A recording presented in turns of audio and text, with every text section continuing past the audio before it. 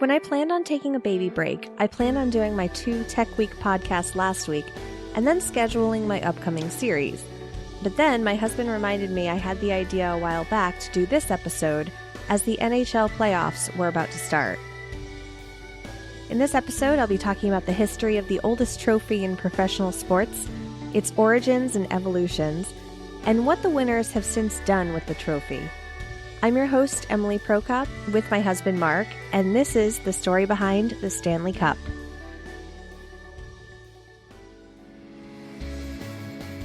I've talked about my husband and his love of hockey in past episodes, but maybe one other man loved hockey more, and that was Fred Stanley, the 16th Earl of Derby, otherwise known as Lord Stanley of Preston, the 1892 Governor-General of Canada.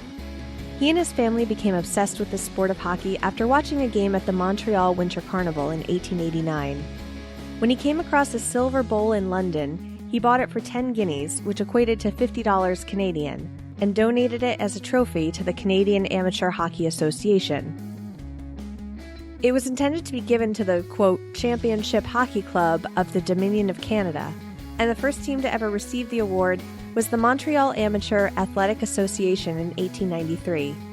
And on March 22, 1894, the first championship series for Lord Stanley's Cup was played. The National Hockey Association took possession of the Cup in 1910, and in 1926 it became associated only with the National Hockey League teams. The only year the Cup wasn't awarded since then was in 2005 during the NHL owners' lockout.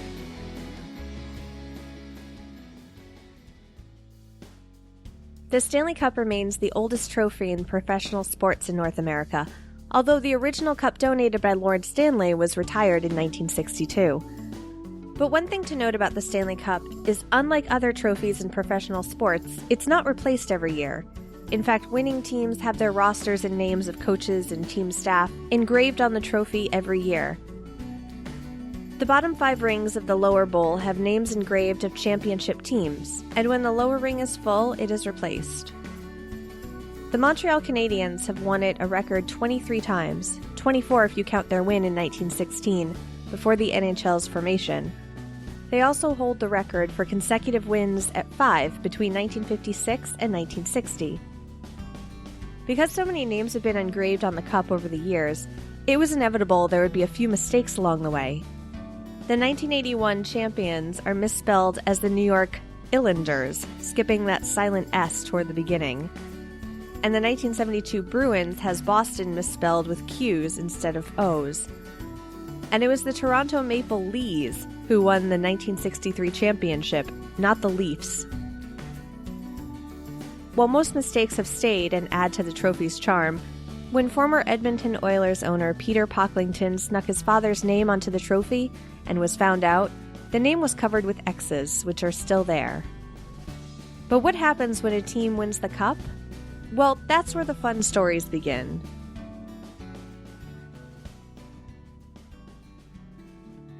There are actually 2 Stanley Cups currently in use. One is known as the Presentation Cup, which, as its name suggests, is the one presented to the championship-winning team. And the second is a stand-in, which is used at the Hockey Hall of Fame when the Presentation Cup is on the road. And the Presentation Cup definitely hit the road quite a bit. The cup has been drunk from as early as the original in 1895, when the Winnipeg Victorias were the first to fill it with champagne and drink from it in celebration. In 1924, the trophy was in the back of a car being driven to a victory celebration by a few Montreal Canadiens when they got a flat tire and the cup was flung in a snowbank. While they grabbed the spare, it was forgotten about. Luckily, it was still there hours later when they returned to retrieve it. And when the New York Rangers won in 1940, they paid off the mortgage on Madison Square Garden and used the cup to light the actual mortgage on fire, which also set the cup on fire. Many equated that with cursing the Rangers until they finally won again in 1994. That year was the first time the cup was presented using the white gloves now common in the ceremony. And speaking of curses and superstitions, one superstition I didn't mention in last month's episode about sports curses and superstitions was how if a player hasn't won the cup, it's said they never will if they touched it beforehand. And for some players, that goes for the Western Conference Campbell Bowl or Eastern Conference Prince of Wales Trophy. This made for some awkward dinners for the Stahl family, 4 brothers who have played in the NHL, with only 2 winning the trophy.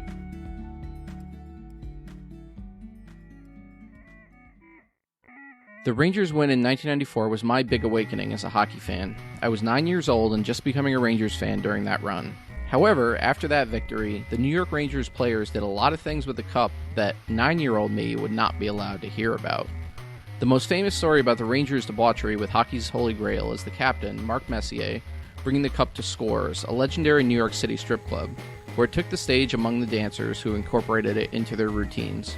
You can use your imagination as to what they did with it, since few of the Rangers will comment on the infamous trip.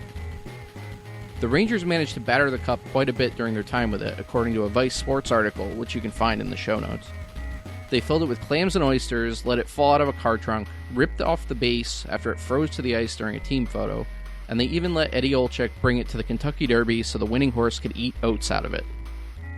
After the Rangers had their way with it, the NHL changed the rules so the cup would no longer be caught up in any compromising situations, and tasked one representative of the Hockey Hall of Fame, known as the Keeper of the Cup, with enforcing those rules. By the way, if you want to follow the Cup around on Twitter, Philip Pritchard, who has been Keeper of the Cup since 1991, maintains the Twitter feed @KeeperOfTheCup. Now, players get 24 hours with the Cup, and they have a slightly more wholesome time with it, given that the Keeper is always watching.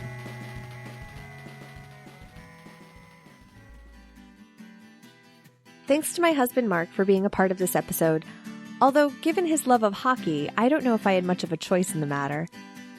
Information for this episode was sourced from Time.com, NHL.com, the Hockey Hall of Fame, History.com, and more links which can be found in the show notes at thestorybehindpodcast.com. This will be the last episode of The Story Behind before I take my official baby break for the birth of our son. But during that break, I have a series planned for the next 5 weeks, so make sure you're subscribed to the show on your favorite podcast app. Follow on Facebook, Twitter, and Instagram @StoryBehindPod for updates, and I promise not to post too many baby pictures. Thanks for listening.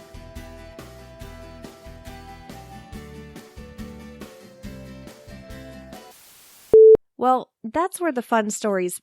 Cats, come on! No cat battle. Can people stop texting me? I don't have the baby yet.